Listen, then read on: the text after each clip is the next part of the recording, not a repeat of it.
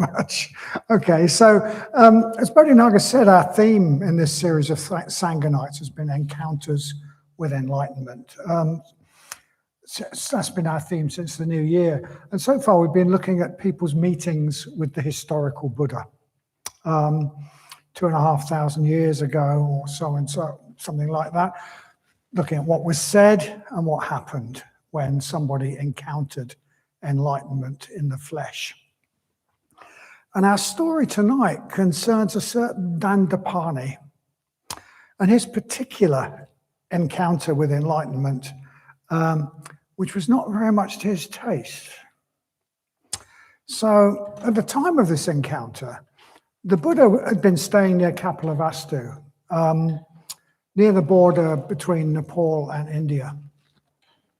And he'd been spending his nights in a place called the Banyan Park, which belonged to a supporter, and spending his days meditating in the Great Wood, the Mahavana.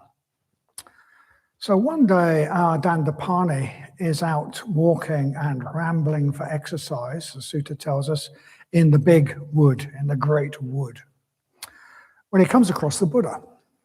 And whoever recorded what happened when the two met was a gifted storyteller, because in just a few words, they sketch a really vivid picture of Dandapani. For us. So for a start, there is his name, Dandapani. So Dandapani means stick in hand. Stick in hand. So the stick in his hand is apparently so much part of Dandapani that it's become part of his name. And what type of person is it that goes out rambling for exercise with a walking stick? What immediately springs to mind is someone getting on a bit in years. Also, sticks are things we can lash out with. And maybe Dandapani is a bit fond of doing that, metaphorically, if not actually. Dandapani is also described as having a ruffled brow. He frowns when he hears something he doesn't like. We get the picture of a grumpy old man. A grumpy old man with strong opinions and views. And Dandapani is out walking for exercise, walking and rambling for exercise, when he sees the Buddha seated in the forest. So he goes to meet him and asks him what it is that he teaches. So in the actual suttas, they always go through a sort of rigmarole, exactly the same rigmarole. Whenever anyone meets the Buddha, they always know the same thing happens, which seems to me very unlikely. Because I think, based on Dandapani's character, I imagine him asking the Buddha what his teaching is in a challenging way, rather than genuinely asking for advice. Saying something like, then, come on, Gautama, what is it that you teach that everyone's making such a fuss about? We can imagine him thinking, what is this rubbish that he's been spouting?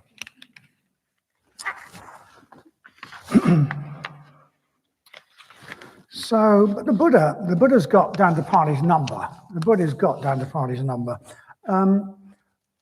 Either he's heard about his reputation, which has given him his name, or he just sees immediately what he's like. I mean, the Buddha is just incredibly perceptive. So maybe he just sees immediately what Dandapani is like, because he gives Dandapani a teaching that is precisely what he needs to hear, but not what he wants to hear. So, with just a tiny bit of explanation, the Buddha says quite simply, I teach a doctrine whereby one does not quarrel with anyone in the whole world. That is my doctrine. That is what I proclaim. And Dandapani does not like this one bit. The sutta says he immediately goes off shaking his head, wagging his tongue, with his forehead wrinkled into 3 furrows, and stomping along on his stick. So the Buddha gives hardly any explanation to Dandapani as to how or why you don't quarrel with anyone in the world. So that evening, one of the monks, actually they were forest renunciants, not monks, one of the monks, I'll use that for convenience, one of the monks who's living with him asked him for a bit more detail. And simplifying somewhat and cutting through some technical terms, the Buddha tells his followers that all of our views and opinions arise from our likes and dislikes. That they are based on emotion rather than reason. And when we stop getting tied up in the proliferating ideas in our mind, when we stop fastening onto our likes and dislikes, then, in the words of the sutta, that is the end of the obsession of views, the obsession of conceit. That is the end of taking up sticks and weapons, of arguments, quarrels, disputes, accusations, divisive tale-bearing, and false speech. So, arguments, quarrels, disputes, divisive tale-bearing, and false speech. Sounds like what passes for discussion on the internet. Come to think of it, it sounds a lot like what passes for discussion in our society at large. And the Buddha obviously gives Dandapani this particular teaching because he can see that Dandapani is a disputatious person, a person who argues and quarrels and gets into conflict with those who see things differently. A person who lashes out with his stick, at least verbally. There are lots of Dandapanis around at the moment, and not all of them are old. There's a lot of conflict over views and opinions. There's a lot of polarization, a lot of conflict about a whole range of issues and accusations, divisive tale-bearing, and false speech. A general tendency to dig in behind our views, behind fixed views, rather than trying to find common ground or even agreeing to disagree amicably. The internet is a hotbed of Dandapaniism. And the Buddha's teaching is precisely aimed at this Dandapaniism. So this is a sutra that is highly relevant to us and our times. So when the Buddha leaves his followers, some of them still aren't very clear about what he was saying. So they decide to go and consult another monk who is famous for his wisdom. And they ask him what the Buddha meant. And he says, I don't know why you're asking me. I don't know why you're asking me. This is like looking for twigs when there's plenty of really good firewood around. It's like you were talking to the Buddha. Why don't you just ask him? But anyway, they press him a bit, and he agrees to expand a bit on the Buddha's words. And what he says in a bit more detail and taken together with what the Buddha says makes this one of a sort of family of suttas that are about what is called prapancha. And prapancha is an important word in Buddhism. We could translate prapancha, it's often translated as mental proliferation. All those ideas that keep coming up and following each other in our mind. Mental proliferation. The way our minds proliferate thoughts and ideas in a way that we don't control, building unreal castles in the air based on our likes and dislikes. So to put it simply, we tell ourselves stories about the way the world is. And we construct an unreal world for ourselves on the basis of our stories. We then live in that world. then we interpret our experience to suit our stories. We only notice what we want to notice because it reaffirms our views. We don't notice the things we disagree with or that would challenge our views.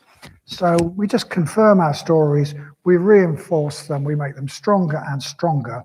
So after a while, there is absolutely no doubt in our mind that our stories are right and everybody else's are wrong. And the internet is, of course, a great tool for this because it lets us only hear what confirms our views. We can just pick and choose where we go for our information. So we construct our own view of the world on the basis of our stories. We convince ourselves that our stories are right, and then, shock horror, we come across people who have constructed very different stories and convince themselves just as much that their stories are right. So we get conflict. And because our stories are emotionally based, we don't get cool, rational discussion. We get hot emotion. We get ill will. We get, as the Buddha said, arguments, quarrels, disputes, divisive tale-bearing, and false speech, as the Buddha tells us. So in this sutta and in several other places in the Pali Canon, the Buddha tells us that our views are never the whole truth. They are never the whole truth. And that we should, as it were, sit light to them, or even drop them altogether. They're not the whole truth. They're based on our stories, and they are the basis of conflict. We need to sit light to our views and opinions and stay in harmony with others that have different views, keeping the bonds of connection with other human beings intact. So, okay, I'll come back to that, but how do our likes and dislikes really give rise to our views? How does that happen? Well, is it true? Well, I think it is. And I think I can illustrate this from my own experience. I was really upset when Britain left the EU. I was really upset. I really liked the fact that we were in the European Union. I'd spent about a year living in Spain, and I really liked Spain and the people of Spain and the culture of Spain. And I really liked the fact that we were part of something that linked us to Spain. I'd got in-laws and people I knew who lived and worked in France, and I really liked France. I liked French people, and I'd visited Italy, and I really liked Italy, and I really liked the fact that we were part of something that connected us to France and Italy.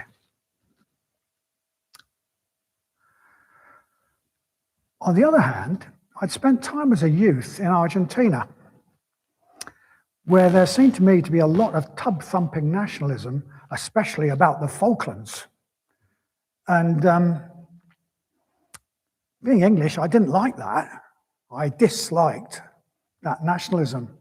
And I thought Argentina, anyway, was just arbitrary lines on a map. There was absolutely nothing to distinguish it from Uruguay across the river. You couldn't tell which one you were in if you just dumped there. So I tended to dislike nationalism and to think that nation states are just artificial lines on a map. So I like the idea of nations coming together to overcome those arbitrary boundaries and cooperate. So of course I loved us. I liked us, likes and dislikes, being in the EU. And I really disliked Brexit. My views were thoroughly pro-EU and anti-Brexit, based on my likes and dislikes. Now, someone might point out that the EU was undemocratic, that it invented all sorts of unnecessary regulations, that it was an extra unnecessary layer of government, that it was a gravy train for many people, that it undermined the distinctive characters of the different countries that were part of it, characteristics which some people really valued a lot. And all of these might be true or have elements of truth. But None of these really touched my likes and dislikes, so I didn't care about them. So my opinions were, and they still are, pro-EU and anti-Brexit based on my likes and dislikes. And what I choose to pay attention to. So yes, I mean, that's my experience. Based on my experience, as the Buddha tells us, our opinions are based on our likes and dislikes. And they're emotionally held. I was really upset about us leaving the EU. It was quite a lot of emotion there. I nearly fell out with a friend about it. I managed to agree in the end, we just don't talk about it because our friendship is more important than our views. An attitude which I would recommend. So, based on what the Buddha says, and based on, I think, my experience, if we think that our views are based on clear, rational thinking, having reviewed all the facts available, then we are seriously deluded. We really need to look more closely and honestly at ourselves, I think, if that's our idea about our views. We need to be a bit humble about our views.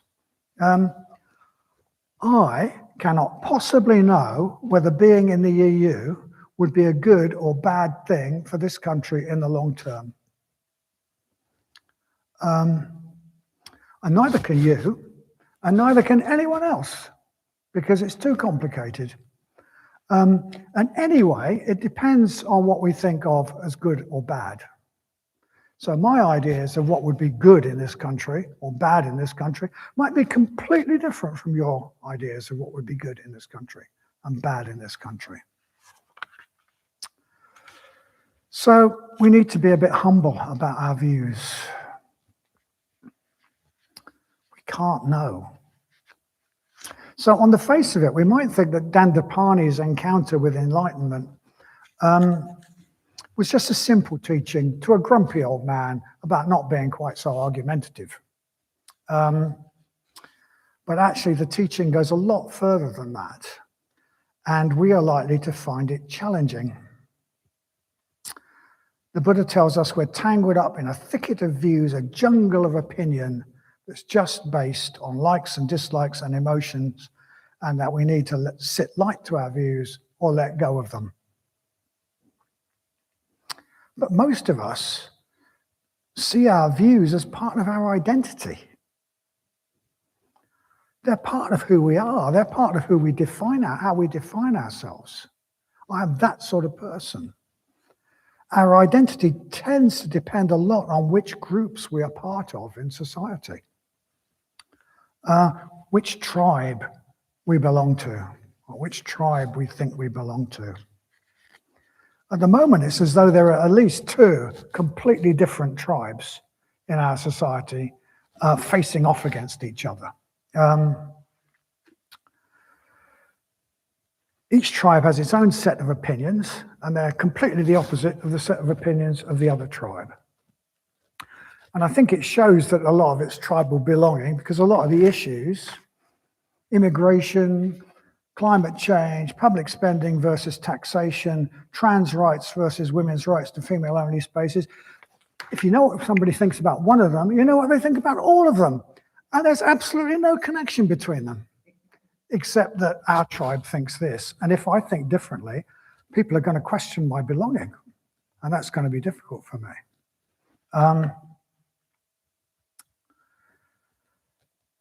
Yeah, so our views are very much part of our identity.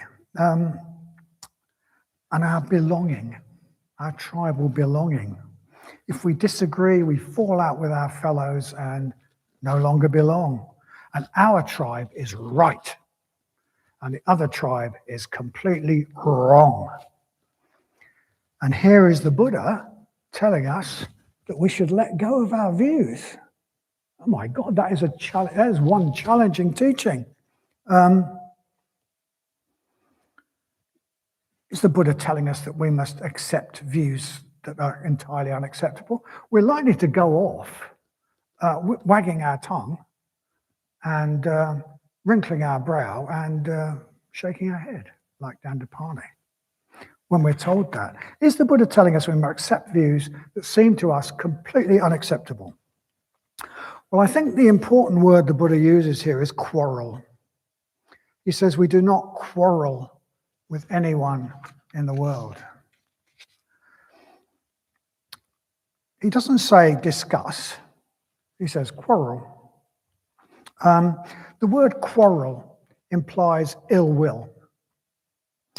It implies an unwillingness to listen to what the other person has to say if we don't agree with it. And our society at the moment is in danger of becoming one big quarrel. It's been called the culture wars, two sides facing off against each other. So this is a very challenging teaching indeed, I think, because we're all to some extent caught up in that. And if we follow the Buddha, we don't take part in the big quarrel that is the culture wars going on in our society. We don't take a side. That's a war nobody can win. And yeah, to let go of our views, not take sides in the culture wars, we're likely to go off stomping like Dandapani, shaking our head, wagging our tongue, and with a furrowed brow.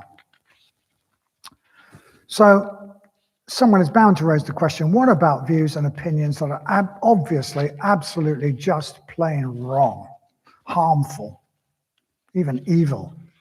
Shouldn't we oppose them? Well, firstly, I think we should be very careful about being so sure that other people's opinions are just plain wrong and ours are just plain right. From where the other person sits, their opinion looks just plain right and ours looks just plain wrong, based on a different viewpoint, a different perspective. There will be people who know more about the issue than us, who are just as intelligent as us, who see things differently from us.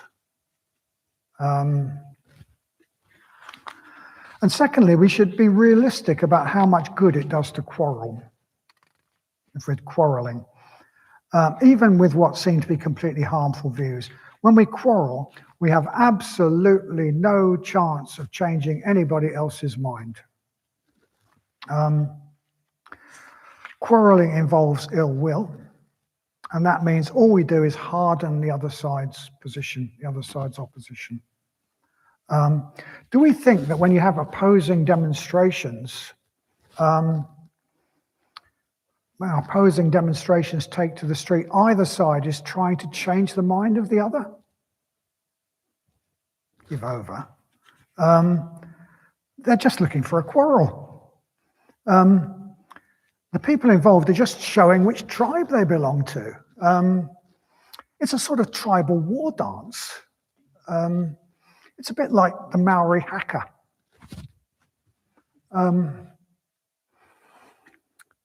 Much as we might want to quarrel with what seem to us like really harmful opinions, quarreling is never going to change anybody's mind about anything. To change somebody's mind, we need to be in rapport with them, in harmony with them, speaking with respect and metta, with a sense of each other as fellow human beings, and that being above our views. I'm pretty sure we can only change somebody's mind in a one-to-one discussion and in person, not online. That's when we really feel the other person as another being, and it's more interesting, more important to connect with them than it is to argue with them or dispute with them. And even then, it's very, very difficult to change somebody else's mind because our views are emotionally held, and so they're emotionally charged. So it's very difficult to discuss them without that descending into a quarrel. We have to be pretty mature to discuss a sensitive issue without quarreling. I think requires a lot of mutual respect, requires empathy, a willingness to see the other person's point of view, and quite a lot of spiritual maturity, actually.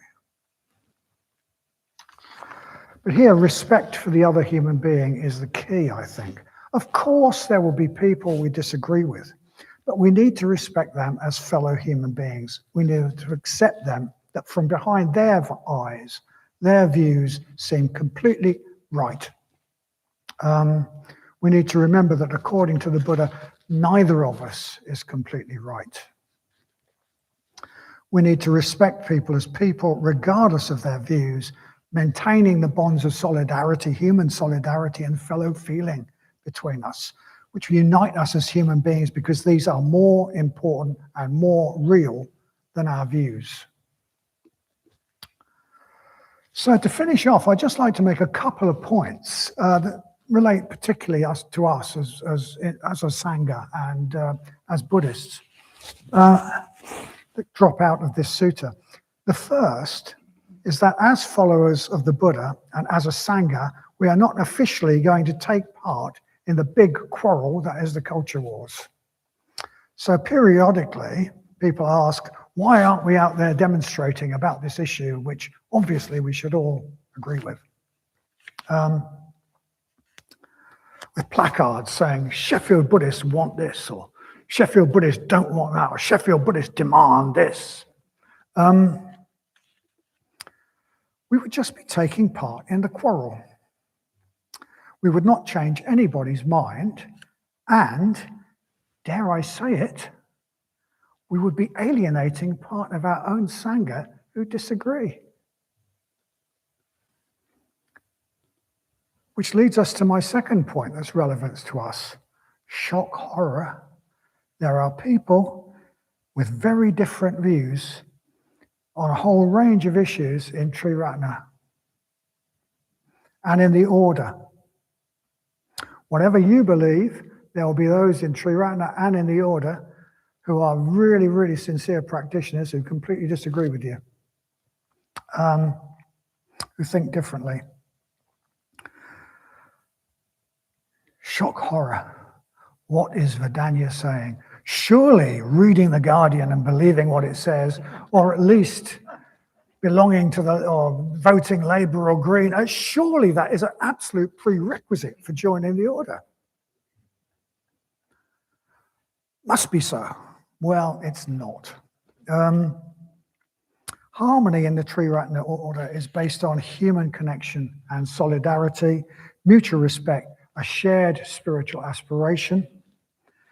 It's based on metta, empathy, openness, and we make our decisions by consensus, and these are spiritual values that trump our mere views and opinions. And I'm sorry for using that word, I mean trump as a card game. There, I've revealed my tribal allegiance. I am part of the tribe that doesn't think much of the President of the United States at the moment. But I even have friends who rather admire him. So that is my second point relating to us. There's no room for Dandapaniism in Triratna. My third point relates to us as Buddhists and our practice, trying to cultivate positive mental states and reduce negative mental states. The Buddhist tells Dandapani not to quarrel. And we may think that, well, I don't actually ever get into actual quarrels with people. I just bite it down and don't get into quarrels.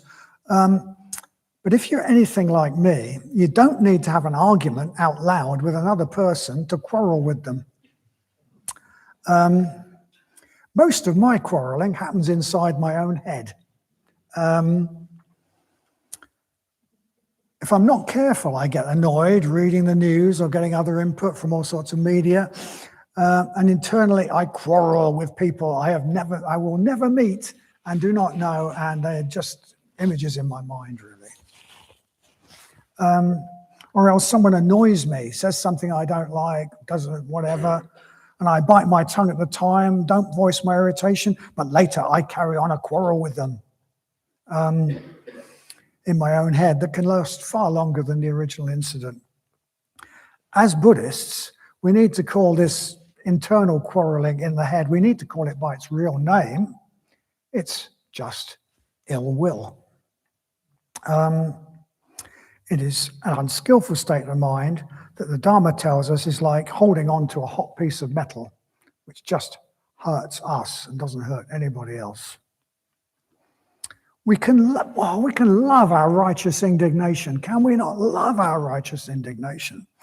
And win all sorts of quarrels in our head, but it's just ill will. For our own sake, for the sake of our practice as Buddhists, we need to let go of it. So that's a longish talk about a short sutta. So I'll just try to summarize the gist of it at the end. So the Buddha tells us, or tells Dandapani, that our views and opinions are based on our likes and dislikes, on emotion rather than reason. He advises us to let go of the stories that we tell ourselves that bring us into conflict with others, that cause arguments, quarrels, disputes, accusations, divisive tale-bearing, and false speech. This sounds really simple, don't quarrel, but actually it is very challenging. It's a very challenging teaching because it would mean that we don't take sides in the quarrels that are happening in our society. And this would challenge our very sense of identity, our very sense of belonging to a particular group in society.